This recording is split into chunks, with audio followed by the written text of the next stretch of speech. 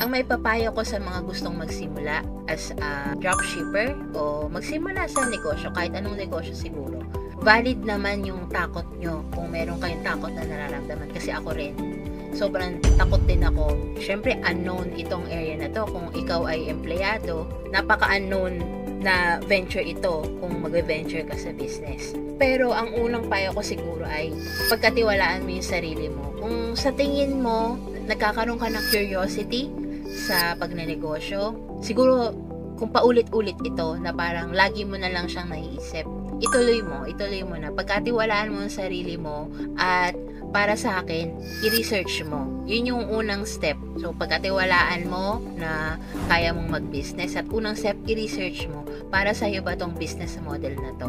Kasi syempre, nasa research mo talaga yan na parang every person naman, iba-iba yung katingin mo ay bagay sa akin, bagay sa'yo. So, i-research mo kung yung model ng business na yun ay para sa'yo.